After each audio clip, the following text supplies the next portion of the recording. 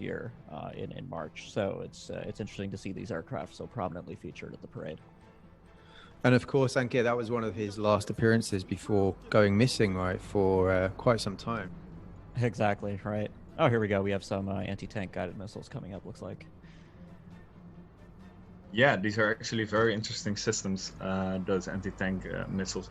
We saw them for the first time during the September 28 parade, 2018. And they haven't been tested yet, as far as we can tell. But it seems like these may be like a spike and loss equivalent. We know China operates such systems. These are missiles that can be fired and then flown over the horizon and then hit targets like as far as 10 kilometers away. This is speculation, of course, at this point, but it would seem to be the case. Also, these vehicles which we're seeing now, which are based on their indigenous 8x8 APC chassis, they are also new ATGM carriers. I would think these are the North Korean equivalent of the Russian Kornet, which is a very capable anti-tank missile system, which we've seen introduced in the last few years.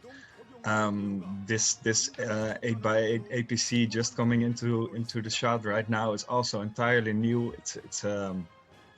It has a anti-tank gun mounted to the turret, which seems to be based on the D30, but heavily modified. So this is a very mobile and interesting anti-tank platform, like we've seen Russia develop during the latter stages of the Cold War as well. I should also keep on commenting because a lot of new stuff coming by. These tanks, which we're seeing now, main battle tanks, they are entirely new as far as I can tell. North Korea operates basically three tank lines, two of which are of Soviet heritage, the T-55 and the T-62, which has been very much upgraded. And starting around 2009, they introduced the Sungun tank. But these tanks over here are of an entirely new caliber. We're seeing angled armor, which suggests the turret is welded and presumably of composite armor. We're seeing the anti-tank missiles mounted to the sides instead of in bulky, awkward attachments.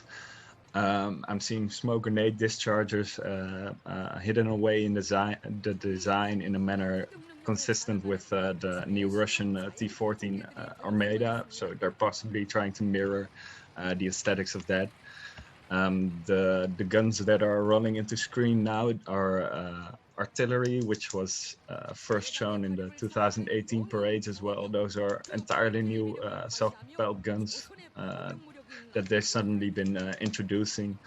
And yeah, you see it here on the sides. I think we'd already figured that they were probably of a 155 millimeter caliber, which is very significant because that's actually a Western caliber.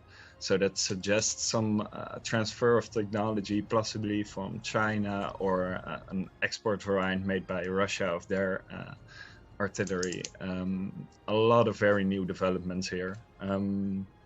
These are some more classic multiple launch rocket systems, the 240 millimeter rockets, which they have a lot of. They have a very large range, up to like 60 kilometers in their newest variant.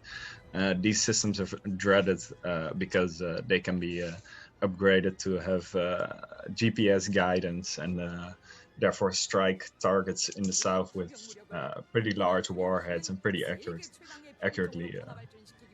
And the cabs on these vehicles, as you can see, are quite armored as well. And that's a new development too. Since around 2017, they've been armoring their vehicles more extensively, making them shrapnel resistant. More of the 240 millimeter rocket launchers, this time 12 tubes. And here are some of the far longer ranged, almost strategic systems. These are of, we think, 600 millimeter. They tested a slew of them a year or two ago. These have a very long range and are too GPS guided. There's really no other country in the world that operates a multiple rocket system that is equivalent. We're already seeing in the distance new transporters that carry even 5 of these missiles at a time, and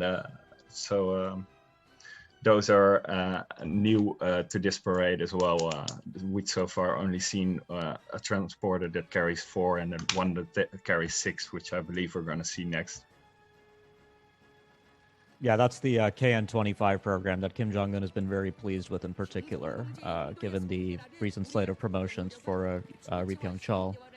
He was very much instrumental in overseeing this program. And I believe at one of the tests he specifically commented that this system was designed by a younger generation of North Korean weapons designers, and that Kim was particularly pleased with that. It is interesting to see the various launcher configurations, though. Notice we have tracked launchers here, better equipped for off-road operations in North Korea. Definitely an interesting array of systems going through here.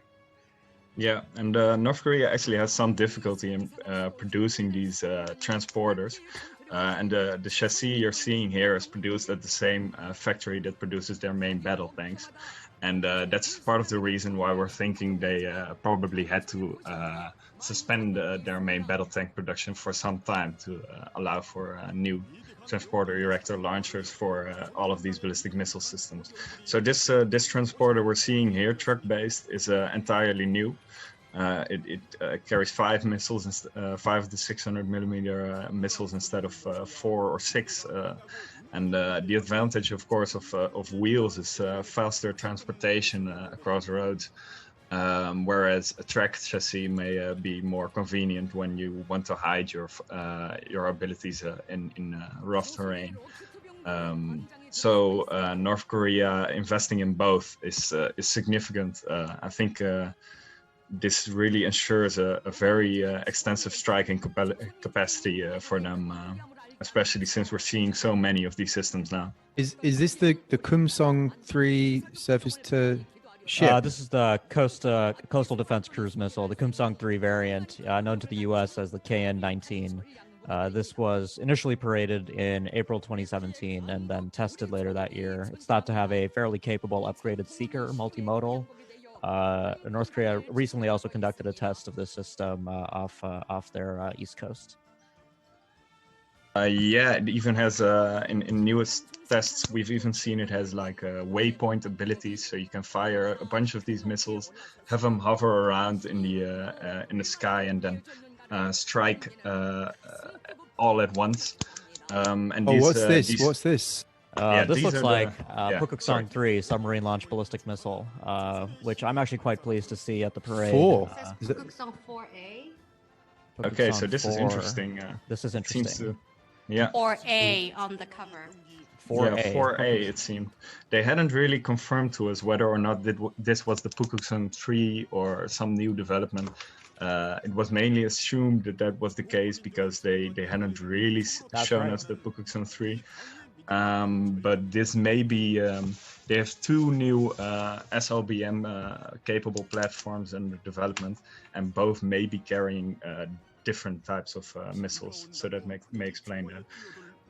What we're seeing now is also highly significant because this, this is a new air defense system. It's never before been shown. The radars are unlike anything North Korea has been shown before, and it seems extremely comparable to the Russian Tor missile defense system, which we did not know North Korea operated.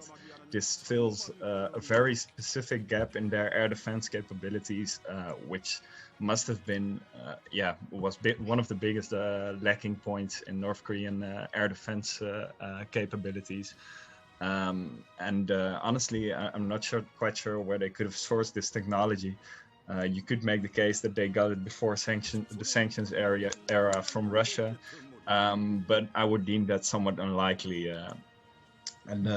These carriers we're seeing here are new carriers for the Pongai 5, which is like or possibly even the Pongai 6, which they hinted at having some before. They are equivalents of the Russian S-300 missile defense systems.